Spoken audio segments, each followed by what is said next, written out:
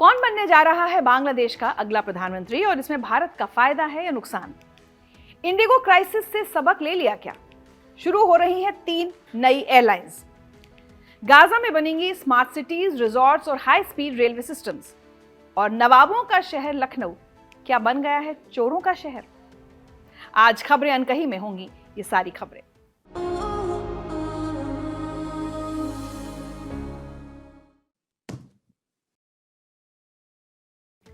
बांग्लादेश की पूर्व प्रधानमंत्री खालिदा जिया के बेटे तारिक रहमान को वतन लौटे पूरे 24 घंटे भी नहीं बीते थे कि उससे पहले ही उन्हें जान से मारने की धमकियां और वापस भेजने की साजिशें शुरू हो गईं। ये खबर सिर्फ एक हेडलाइन नहीं है, ये हमारे पड़ोसी बांग्लादेश का वो असली और डरावना चेहरा है जो बताता है कि वहां सरकारें भले ही बदल जाएं, लेकिन खून खराबे वाली राजनीति कभी नहीं बदलती। 17 साल के लंबे इंतजार के बाद तारिक अपने वतन लौटे हैं, लेकिन वेलकम के साथ साथ उन्हें डेथ वार्निंग भी मिल गई है। जमाते इस्लामी से जुड़े बैरिस्टर शहरयार कबीर ने तारिक को खुलेआम चेतावनी दी है कि अगर उन्होंने भारत के साथ कोई डील की है तो उनकी मौत करीब है। 25 दिसंबर 2025 को जब तारिक रहमान की फ्लाइट ढाका में उतरी तो समर्थकों ने उनका जोरदार स्वागत किया, लेकिन कट्टरपंथी ताकतें उनकी हर सांस गिन रही हैं। तारिक रहमान ने ढाका में कदम रखते ही सियासी समीकरण बदल दिए, लेकिन उनका लौटना एक राजनीतिक वापसी नहीं है, बल्कि बांग्लादेश और भारत दोनों देशों के भविष्य से जुड़ा एक बड़ा सवाल है। शेख हसीना सरकार के गिरने के बाद से बांग्लादेश में हिंदुओं पर लगातार हमले हो रहे हैं और मोहम्मद यूनुस की अंतरिम सरकार का झुकाव पाकिस्तान की तरफ है। अगले साल फरवरी में होने वाले चुनाव में अगर तारिक रहमान के नेतृत्व में बीएनपी की सरकार बनती है तो भारत के लिए राहत की सांस हो सकती है, लेकिन इस रास्ते में जमाते इस्लामी जैसी कट्टरपंथी ताकतें खड़ी हैं जो तारिक को भारत का एजेंट बताकर उन्हें खत्म करने की धमकी दे रही हैं। बैरिस्टर शहरयार कबीर की धमकी सिर्फ एक व्यक्ति की बकवास नहीं है, ये जमाते इस्लामी की पूरी रणनीति का हिस्सा है। शहरयार ने बिना किसी सबूत के दावा किया कि तारिक रहमान भारत के साथ बैकडोर डील करके आए हैं और अपने पिता के साथ विश्वासघात कर रहे हैं। उन्होंने ये भी कहा कि तारिक के पिता की हत्या इसलिए हुई क्योंकि वो तलपत्ती द्वीप भारत को देने से मना कर रहे थे। ये दावा पूरी तरह से झूठा है क्योंकि जियाउर रहमान की हत्या उनकी अपनी ही सेना के अफसरों ने की थी। जमाते इस्लामी की असली चिंता यह है कि तारिक रहमान ने उनके साथ गठबंधन से मना कर दिया है। तारिक ने साफ कर दिया है कि वो जमात के साथ नहीं चलेंगे। इससे जमात की सियासी जमीन कमजोर हो रही है और इसीलिए वो तारिक को डराने के लिए भारत कनेक्शन का झूठा प्रोपेगेंडा फैला रहे हैं। ये रणनीति पुरानी है। किसी भी नेता को खत्म करने के लिए पहले उसे भारत का एजेंट बता दो, फिर धार्मिक कट्टरपंथियों को उसके खिलाफ भड़काओ। ये वही आरोप हैं जो पहले शेख हसीना पर भी लगे थे। हालांकि तारिक अपना स्टैंड साफ कर चुके हैं। तारिक रहमान 20 नवंबर 1965 को ढाका में पैदा हुए थे। उनके पिता जनरल जियाउर रहमान बांग्लादेश के छठे राष्ट्रपति और बीएनपी यानी बांग्लादेश नेशनलिस्ट पार्टी के संस्थापक थे, जिन्हें 1971 की आजादी की लड़ाई में बहादुरी के लिए वीर उत्तम सम्मान मिला था। उनकी मां खालिदा जिया बांग्लादेश की पहली महिला प्रधानमंत्री बनी और 3 बार ये पद संभाला। तारिक ने 1994 में रेयर एडमिरल महबूब अली खां की बेटी जुबैदा रहमान से शादी की, जो पेशे से एक डॉक्टर हैं। उनकी एक बेटी जायमा रहमान हैं जो बैरिस्टर हैं। लेकिन तारिक की जिंदगी में सबसे बड़ा सदमा तब लगा जब 30 मई 1981 को चिटगांव में सेना के कुछ अफसरों ने उनके पिता जियाउर रहमान की हत्या कर दी। यह हत्या सर्किट हाउस में रात के वक्त हुई, जहां वो बीएनपी की अंदरूनी राजनीति सुलझाने गए थे। इसने तारिक की जिंदगी और बांग्लादेश की सियासत को हमेशा के लिए बदल दिया। 2007 में भ्रष्टाचार के आरोप में तारिक को गिरफ्तार किया गया और जेल में 1 साल तक रखा गया। तारिक ने दावा किया कि हिरासत में उन्हें बुरी तरह से प्रताड़ित किया गया, जिससे उनकी रीढ़ की हड्डी को गंभीर चोट पहुंची। उनके वकील ने अदालत में बताया कि गिरफ्तारी के समय वो पूरी तरह फिट थे, लेकिन प्रताड़ना के बाद शारीरिक रूप से विकलांग हो गए। रिपोर्ट्स के मुताबिक उन्हें रिहा करने की शर्त यह थी कि वो राजनीति छोड़ दें। 2008 में इलाज के नाम पर उन्हें लंदन जाने की इजाजत मिली और फिर वो कभी वापस नहीं लौटे। इसके बाद जब शेख हसीना सत्ता में आई तो उन्होंने हजारों बीएनपी सदस्यों को जेल में डाल दिया। तारिक की गैर मौजूदगी में उन्हें उम्र कैद की सजा सुनाई गई। खासकर 2004 में शेख हसीना की रैली पर हुए हमले को लेकर, जिसमें तारिक पर आरोप लगा कि उन्होंने ही ये साजिश रची थी। ठीक वैसा ही अब शेख हसीना के साथ भी हो रहा है। उनकी गैर मौजूदगी में उन्हें मौत की सजा सुनाई गई है। लंदन में तारिक ने अपनी पत्नी और बेटी के साथ एक बहुत लो प्रोफाइल जिंदगी जी, लेकिन वो वहां से ही बीएनपी की राजनीति को चला रहे थे और फरवरी 2018 से वो बीएनपी के एक्टिंग चेयरमैन बन गए। शेख हसीना के 5 अगस्त 2024 को देश छोड़कर भागने के बाद बांग्लादेश में सियासी शून्य पैदा हो गया है। अब फरवरी 2026 में होने वाले चुनावों में तारिक रहमान की बीएनपी को सबसे बड़ी पार्टी माना जा रहा है और उनके प्रधानमंत्री बनने की संभावना सबसे ज्यादा है। 25 दिसंबर को ढाका एयरपोर्ट पर जब उतरे तो लाखों लोगों ने उनका स्वागत किया। अपने पहले भाषण में तारिक ने कहा कि हम एक सुरक्षित बांग्लादेश बनाना चाहते हैं, जहां हर महिला, पुरुष और बच्चा घर से निकले और सुरक्षित वापस आए। भारत के लिए ये बेहद अहम है, क्योंकि शेख हसीना के शासन में भारत बांग्लादेश के रिश्ते बहुत मजबूत थे। दोनों देशों के बीच कई मुद्दों पर गहरी साझेदारी थी, लेकिन मोहम्मद यूनुस की अंतरिम सरकार ने पाकिस्तान की तरफ झुकाव दिखाया और भारत से दूरी बना ली। इस बीच बांग्लादेश में हिंदुओं पर हमले तेज हो गए और कट्टरपंथी ताकतें मजबूत हुईं। अब भारत के लिए राहत की बात यह है कि तारिक रहमान ने यूनुस सरकार के विदेश नीति फैसलों का विरोध किया है और जमाते इस्लामी के साथ गठबंधन से भी इनकार कर दिया है। तारिक ने साफ शब्दों में कहा कि न दिल्ली, न पिंडी, न कोई और देश, बांग्लादेश फर्स्ट। ये नीति भारत के लिए यूनुस की पाकिस्तान झुकाव वाली नीति से तो बेहतर है। हाल ही में प्रधानमंत्री नरेंद्र मोदी ने अस्वस्थ चल रही खालिदा जिया की बीमारी पर चिंता जताई और भारत की मदद की पेशकश की, जिसका बीएनपी ने दिल से धन्यवाद दिया। ये पहली बार था जब दोनों के बीच राजनीतिक नजदीकी के संकेत मिले। शेख हसीना ने नवंबर 2025 में एक इंटरव्यू में साफ कर दिया था कि वो तभी बांग्लादेश लौटेंगी जब वहां पूरी तरह से लोकतंत्र बहाल हो, आवामी लीग से बैन हटे और निष्पक्ष चुनाव हो। लेकिन हकीकत यह है कि यूनुस सरकार ने आवामी लीग पर बैन लगाया हुआ है और उनके हजारों समर्थक जेलों में हैं। अब तारिक रहमान की वापसी और उनके प्रधानमंत्री बनने की संभावना ने शेख हसीना की राजनीतिक वापसी को और मुश्किल बना दिया है। अगर फरवरी 2026 के आम चुनाव में बीएनपी सत्ता में आती है तो शेख हसीना के लिए वापसी का रास्ता और सकरा हो जाएगा। हालांकि शेख हसीना ने चेतावनी दी है कि अगर आवामी लीग को चुनाव से बाहर रखा गया तो लाखों समर्थक वोट का बहिष्कार करेंगे और देश में अशांति फैल सकती है। अगले 2 महीने बांग्लादेश के लिए बेहद अहम है। चुनाव से तय होगा कि बांग्लादेश किस दिशा में जाएगा, कट्टरपंथी ताकतों की तरफ या फिर मॉडरेट राजनीति की तरफ। तारिक रहमान ने अपनी पहली रैली में कहा कि मेरे पास एक योजना है और मार्टिन लूथर किंग जूनियर का हवाला देते हुए एकता की बात की। उन्होंने सभी धर्मों और क्षेत्रों के लोगों को साथ लेकर चलने की बात कही, लेकिन उनके लिए खतरे भी कम नहीं है। जमाते इस्लामी जैसी ताकतें उन्हें खत्म करने पर तुली हैं। यूनुस सरकार ने उनकी सुरक्षा के इंतजाम किए हैं और तारिक ने लैंडिंग के बाद यूनुस को फोन करके धन्यवाद भी दिया। तारिक फिलहाल बुलेट प्रूफ गाड़ी में घूम रहे हैं और उनकी सुरक्षा काफी कड़ी है। भारत के लिए भी ये एक परीक्षा की घड़ी है। अगर तारिक सत्ता संभालते हैं तो भारत बांग्लादेश के रिश्तों में सुधार हो सकता है, लेकिन अगर चुनाव से पहले कुछ गड़बड़ होती है तो पूरा देश और अस्थिर हो सकता है। 17 साल का वनवास खत्म करके तारिक रहमान वतन तो लौट आए हैं, लेकिन क्या वो उस खूनी इतिहास को बदल पाएंगे जिसने उनके पिता की जान ली थी? बुलेट प्रूफ गाड़ी और सख्त सुरक्षा के बीच उनका ये सफर सिर्फ चुनाव जीतने की लड़ाई नहीं है, बल्कि बांग्लादेश की आत्मा को कट्टरपंथियों के चंगुल से बचाने की जंग है। जमाते इस्लामी की धमकियां साफ बता रही हैं कि रास्ता आसान नहीं है। अगले 2 महीने तय करेंगे कि बांग्लादेश जिन्ना के रास्ते पर जाएगा या बंग बंधु और जियाउर रहमान के सपनों का बांग्लादेश बनेगा। फिलहाल ढाका की हवाओं में बारूद और उम्मीद दोनों की गंध एक साथ महसूस की जा सकती है। क्या आपको भी लगता है कि भारत में हवाई सफर करना दिन ब दिन मुश्किल होता जा रहा है? महंगे टिकट, फ्लाइट कैंसिलेशंस या फिर डिलेज, या फिर एक ही 2 एयरलाइंस की मनमानी? तो तैयार हो जाइए, क्योंकि सरकार ने नए साल के लिए एक बड़ा तोहफा दिया है।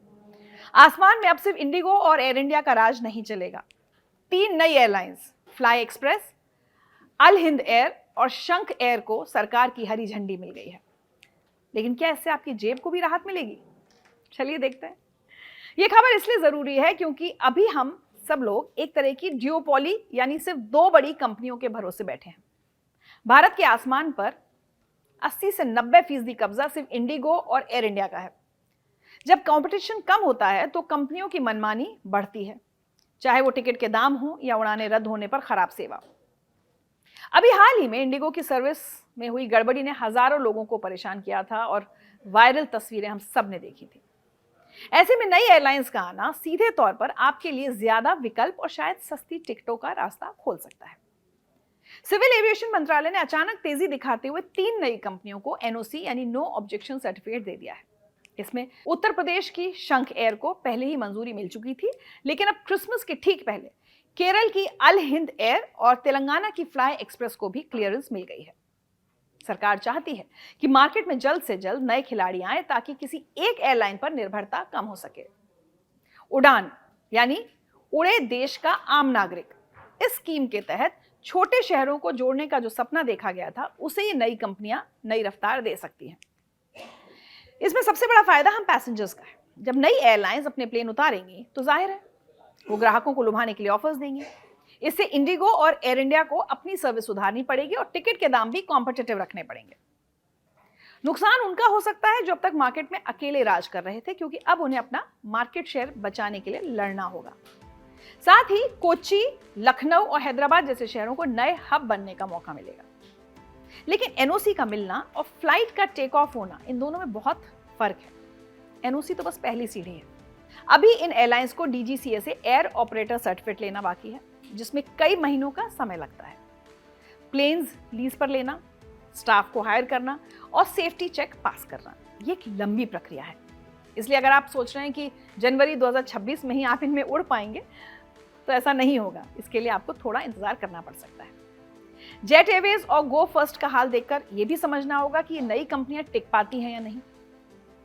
अगला कदम ये होगा कि शंख एयर, जिसे सबसे पहले मंजूरी मिली थी, वो शायद 2026 की शुरुआत में अपनी सेवा शुरू कर दे। ये कंपनी लखनऊ और नोएडा के नए जेवर एयरपोर्ट को अपना बेस बना सकती है। वहीं अल हिंद एयर दक्षिण भारत से गल्फ कंट्रीज और डोमेस्टिक रूट्स पर फोकस कर सकती है। जैसे जैसे ये कंपनियां अपने प्लेन इंपोर्ट करेंगी, हमें 2026 के बीच तक आसमान में नए ब्रांडिंग वाले जहाज दिखना शुरू हो जाएंगे। तो बात साफ है, सरकार ने नए खिलाड़ियों के लिए दरवाजा खोल दिया है, जो भारतीय एविएशन मार्केट के लिए ऑक्सीजन का काम करेगा। उम्मीद है कि 2026 सिर्फ नई तारीखें नहीं बल्कि सस्ती और बेहतर हवाई यात्रा भी लेकर आएगा। अब देखना यह है कि क्या ये नई एयरलाइंस वाकई इंडिगो की मोनोपोली तोड़ पाती है या भीड़ में खो जाती है। आपको क्या लगता है? अपनी राय हमें लिखकर भेजिए।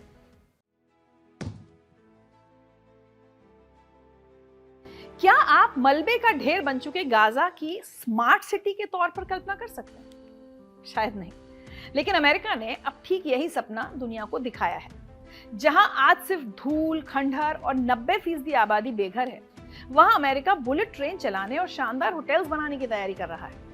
इसे सिर्फ एक विचार मत समझिए, इसके लिए 10 लाख करोड़ से ज्यादा का बजट और ब्लूप्रिंट दोनों तैयार कर लिए गए हैं। नाम दिया गया है प्रोजेक्ट सनराइज। लेकिन सवाल यह है कि क्या मलबे की नींव पर सपने बनाए जा सकते हैं? इस प्रोजेक्ट का असर सिर्फ गाजा के लोगों तक सीमित नहीं है, ये मिडिल ईस्ट की जियोपॉलिटिक्स को पूरी तरह बदल सकता है।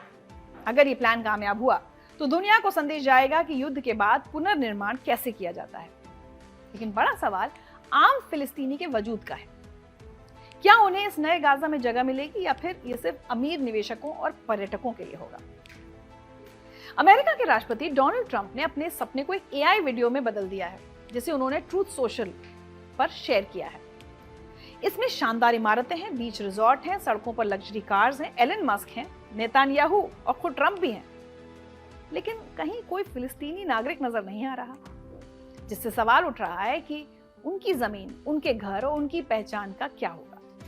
ये प्रोजेक्ट उनके लिए नई शुरुआत है या उनके अस्तित्व को मिटाने की साजिश? सवाल है कि अचानक ये बदलाव क्यों आया। दरअसल डोनाल्ड ट्रंप की वापसी के बाद मिडिल ईस्ट पॉलिसी में नया रुख देखने को मिल रहा है। उनके दामाद, जो रियल एस्टेट के बादशाह हैं, और अमेरिका के विशेष प्रतिनिधि स्टीव विटकॉफ ने मिलकर यह प्रोजेक्ट तैयार किया है, जिसे अब दुनिया भर के निवेशकों के सामने पेश किया जा रहा है। गाजा के समुद्र तट को एक ग्लोबल टूरिस्ट डेस्टिनेशन बनाना, एआई से चलने वाली स्मार्ट सिटी का सपना दिखाना, यह सब इतनी तेजी से कैसे हो रहा है? इसके पीछे असली कहानी क्या है? इसका सबसे बड़ा फायदा अमेरिकी कंपनियों, खाड़ी देशों के निवेशकों और यूरोपीय बिजनेसमैन का होगा, जो इस प्रोजेक्ट में पैसा लगाकर मोटा मुनाफा कमाएंगे। और हमें यह भी याद रखना चाहिए कि ट्रंप का जो फैमिली बिजनेस है वो भी रियल एस्टेट का ही है।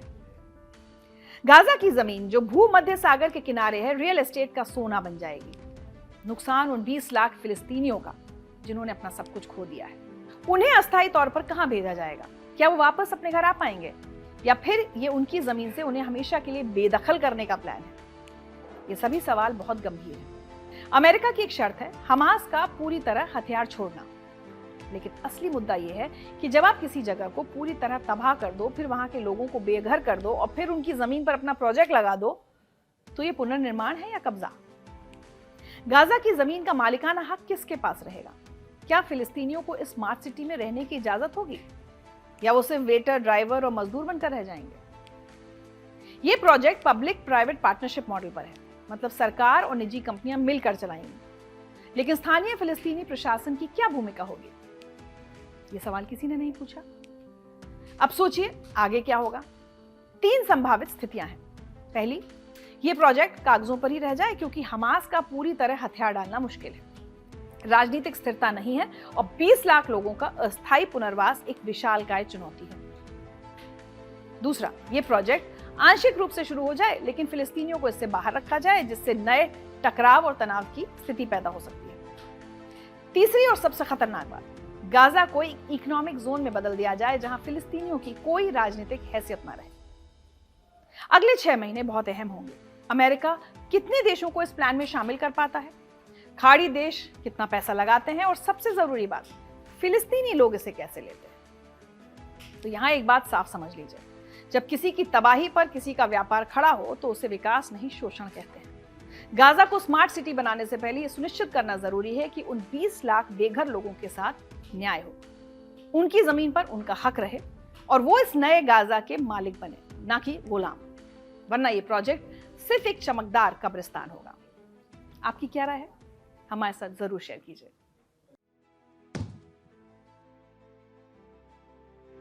क्या लखनऊ की तहजीब अब सिर्फ किताबों और यादों में बची है? यह सवाल इसलिए क्योंकि जो तस्वीरें वायरल हो रही हैं वो लखनऊ को शर्मिंदा करने वाली हैं। 25 दिसंबर को प्रधानमंत्री मोदी लखनऊ गए थे अटल बिहारी वाजपेयी जी की याद में बने राष्ट्र प्रेरणा स्थल का उद्घाटन करने। लेकिन जैसे ही प्रधानमंत्री का काफिला वहां से निकला, पीछे जो हुआ वो चौंकाने वाला था। लोग सड़क किनारे रखे गमले चुरा रहे हैं। सिर्फ पैदल यात्री नहीं, स्कूटी और कार वाले भी हाथ साफ कर रहे हैं। लोग पानी की बोतलें चुराते हुए कैमरे में रिकॉर्ड हुए हैं। यहां तक कि प्रधानमंत्री मोदी के कटआउट तक को भी नहीं छोड़ा। अब आप सोच रहे होंगे, अरे गमला ही तो है, ले गया तो क्या हुआ? बात 200 या 500 रुपए के गमले की नहीं, सवाल लोगों की मानसिकता का है। ये वो पैसा जो आपकी और हमारी जेब से टैक्स के रूप में जाता है, जिससे शहर को सजाया जाता है। जब कोई सरकारी संपत्ति चोरी करता है तो वो सरकार को नहीं, सीधे हमको और आपको लूट रहा है। ये घटना बताती है कि हम स्मार्ट सिटीज तो बनते देख रहे हैं, लेकिन क्या हम खुद स्मार्ट सिटीजन बन रहे हैं? हुआ यूं कि 25 दिसंबर को अटल बिहारी वाजपेयी जी की 101वीं जयंती पर प्रधानमंत्री मोदी ने लखनऊ में राष्ट्र प्रेरणा स्थल का उद्घाटन किया।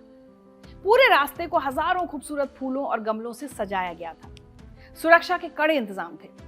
लेकिन जैसे ही वीवीआईपी मूवमेंट खत्म हुआ, पुलिस का पहरा थोड़ा ढीला पड़ा। फिर जिसके हाथ जो लगा वो उसे अपने बाइक, स्कूटर और कार में भरकर ले गया। कोई एक गमला उठा रहा था तो कोई दोनों हाथों में पानी की बोतल लेकर भाग रहा था। जिन्हें अपने घर की बालकनी सजाने के लिए मुफ्त के गमले मिल गए, वो इसे अपना बड़ा फायदा मान रहे होंगे। लेकिन पूरे शहर की साख का क्या, जिस पर इन चंद लोगों ने दाग लगा दिया है। सोशल मीडिया पर अब लोग पूछ रहे हैं कि क्या यही नवाबों का शहर है? ये चोरी किसी गरीब ने नहीं की। वीडियो में अच्छे खासे कपड़े पहने लोग, महंगी गाड़ियां और बाइक्स पर आए लोग ये हरकत करते दिख रहे हैं। यानी ये जरूरत की चोरी नहीं, बल्कि आदत की चोरी है। लेकिन ऐसा पहली बार नहीं हुआ जब किसी ने सरकारी संपत्ति इस तरह चुराई है। आपको शायद याद होगा 2023 में G20 समिट के दौरान गुरुग्राम में भी बिल्कुल ऐसा ही हुआ था। तब एक वीडियो बहुत वायरल हुआ था जिसमें लाखों की लग्जरी कार से आए लोग गमले चुरा रहे थे। उस वक्त सोशल मीडिया पर इस वीडियो को यूट्यूबर एल्विश यादव के परिवार से जोड़कर खूब शेयर किया गया था। हालांकि बाद में पुलिस ने मनमोहन यादव नाम के शख्स को गिरफ्तार किया था। मतलब चाहे आम आदमी हो या वीआईपी नंबर प्लेट वाली गाड़ियां, सिविक सेंस की कमी हम सब में है। वहीं दूसरी तरफ देखिए जापान है। 2011 में जब वहां भयानक सुनामी आई, लोगों के घर तबाह हो गए, दुकानों में अंधेरा था, लेकिन तब भी वहां किसी ने लूटपाट नहीं की। लोग राशन और पानी के लिए भी शांति से लाइन में लगे अपनी बारी का इंतजार कर रहे थे। आपदा के वक्त भी वो अपना अनुशासन नहीं भूले और हम उत्सव के वक्त भी चोरी करने से बाज नहीं आए। अब आगे क्या होगा? लखनऊ पुलिस के पास सीसीटीवी फुटेज है। शायद कुछ चेहरों की पहचान हो जाए, कुछ चालान कट जाए या शायद 1-2 गिरफ्तारियां भी। लेकिन सवाल यह है कि क्या पुलिस का डंडा ही लोगों को इंसान बनाएगा? अगर हर गमले की सुरक्षा के लिए एक सिपाही खड़ा करना पड़े तो इस सिस्टम की नहीं, हमारे समाज की विफलता है। शहर को स्मार्ट बनाने के लिए सिर्फ कंक्रीट और गमले काफी नहीं होते। शहर स्मार्ट तब बनता है जब उसके नागरिक अपनी जिम्मेदारी समझते हैं। तहजीब कपड़ों से नहीं, हमारे बर्ताव से झलकती है। अगली बार जब आप किसी दूसरे देश की तारीफ करें तो याद रखिएगा, देश वैसा ही बनता है जैसा उसके लोग होते हैं। लखनऊ वालों, वक्त है आपको थोड़ा सोचना होगा। तो खबरें अनकही में आज मेरे साथ इतना ही, लेकिन चलते चलते आपको बता दूं कि आज देश अपने एक खामोश शिल्पकार को याद कर रहा है। पूर्व प्रधानमंत्री डॉक्टर मनमोहन सिंह की पहली पुण्यतिथि पर पूरा राष्ट्र उन्हें श्रद्धांजलि दे रहा है। एक अर्थशास्त्री के तौर पर 1991 में देश को डूबने से बचाने वाले उदारीकरण के जनक हों या फिर 2004 से 2014 तक देश की बागडोर संभालने वाले प्रधानमंत्री, उनका योगदान भारतीय इतिहास के पन्नों में सुनहरे अक्षरों में दर्ज है। उनकी सादगी, उनकी विद्वता और मुश्किल दौर में भी संयम बनाए रखने की उनकी काबिलियत आज की राजनीति में एक मिसाल की तरह याद की जाती है। भले ही आज जो हमारे बीच नहीं है, लेकिन भारत की मजबूत अर्थव्यवस्था और न्यूक्लियर डील जैसी उनकी विरासत आने वाली पीढ़ियों को हमेशा उनका कर्जदार बनाए रखेगी और इतिहास उन्हें हमेशा अच्छे से याद करेगा।